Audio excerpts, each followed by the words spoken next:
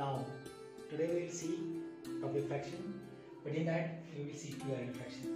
Now, equivalent fraction in the sense equivalent is equal and valent in the sense value. मतलब क्या है कि the fraction which having equal value called as equivalent fraction. बस तो अभी हम क्या करेंगे, इसका equivalent fraction देखेंगे. अभी बताते हैं, ठीक है. अभी मैं इसको थोड़ा साइड में हटा देता हूँ, ठीक है, और इनको भी थोड़ा साइड में हटा देता हूँ. तो अभी हम लोग देखते हैं कि अच्छा ये 1/3 है, दिस इज 1/6, 1/6. तो 1/6 ये दो पार्ट है. तो ये इक्विवेलेंट का मतलब क्या है कि ये जो है और ये जो है दोनों इक्वल है, ठीक है. हम लोग अगर इन दोनों की बात करेंगे, ठीक है, नाउ तो ये जो दोनों है ये इक्वल है, जैसे कि 1/3 और 1/6, ठीक है. ये 1/3 और 1/6 ये दो पार्ट है 1/3 के. तो ये 1 होल था मेरे पास और ये 1 होल के 3 पार्ट हो गए थे, है ना, इसलिए 1/3. और ये जो है तो अभी ये 6 पार्ट है. बात समझ में आ रही है?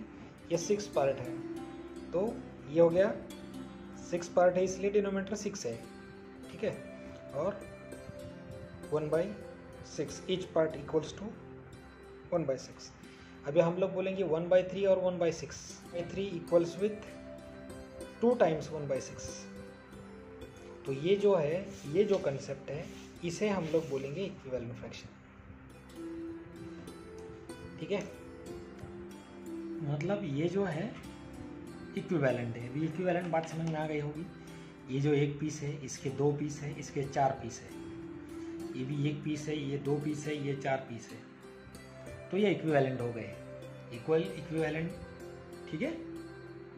ये भी तीनों सेम ही है, ठीक है. तो ये इक्विवेलेंट फ्रैक्शन है, ठीक है. अब हम लोग थोड़ा प्रैक्टिकली हो गया. अभी हम लोग थोड़ा थ्योरेटिकली देखते हैं. फर्स्ट पार्ट क्या है, 1/3, ठीक है. तो 1/3 देखते हैं हम लोग अभी. 1/3. दूसरा पार्ट क्या है, ये 1/3 है ना ये, लेकिन ये 1 + 1 हो गया 2 और ये हो गया 6. सो 2/6, बिकॉज सेम डिनोमिनेटर है तो हमें एक ही डिनोमिनेटर लेते हैं. और दूसरा इक्विवेलेंट कैसा है कि डिनोमिनेटर क्या है, यहाँ पर 12 है, तो हम लोग 12 डिनोमिनेटर एज इट इज लिखते हैं. और 1 2 3 4 कितने पार्ट है, 4, तो 4/12. अब इसको देखेंगे हम लोग, अगर ये इक्विवेलेंट है कि अब ये थ्योरेटिकली हो गया है, तो 1/3 के लिए ये 1/3 ही है. कैसे है कि हम लोग अगर इसे 2/6, ऐसा है 2 पार्ट है तो 2/6, ठीक है.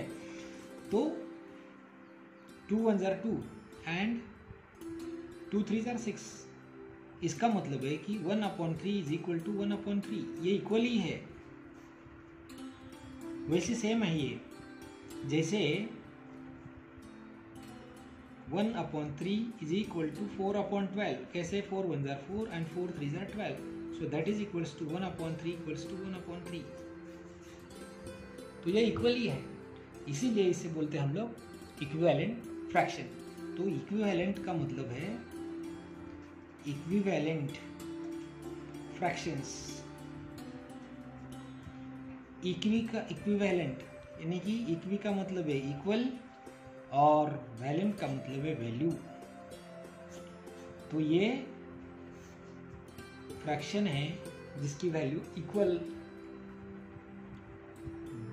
That's why it is called as equivalent fraction.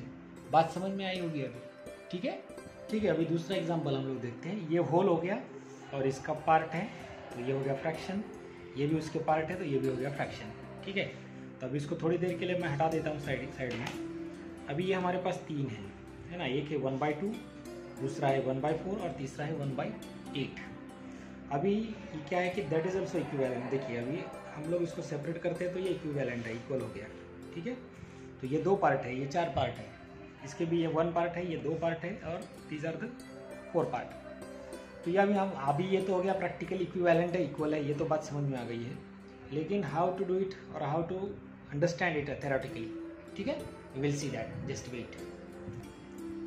तो ये 1/2 एक पार्ट हो गया. दूसरा पार्ट क्या है, 1/4 के कितने पार्ट है, 2 पार्ट है. तो हम लोग क्या लिख सकते हैं इसे, 2/4, ठीक है. ये क्या कितने पार्ट है, 1 2 3 4, 4 पार्ट है, लेकिन 8 पार्ट है, 1 2 3 4, 4/8। तो हम लोग ऐसे लिख सकते हैं इसे, ठीक है। तो अभी देखते हैं कि ये इक्वल्स टू 1/2 है क्या। तो हम लोग ऐसे लिखेंगे, इसे भी ऐसे लिखेंगे, ठीक है नाउ, और इसे भी ऐसे लिखेंगे 1/2 इज इक्वल टू 1/2। अभी 2 1s are 2 और 2 2s are 4, तो equals to 1/2। This is also 4 1s are 4 and 4 2s are 8, that is equals to 1/2।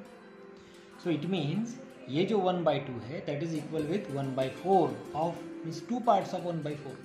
इसका मतलब है कि this is 1/2 equals to 2/4 equals to 4/8, ठीक है। तो it is called equivalent fractions. Got it now how to do it theoretically as well as practically, okay, ठीक है।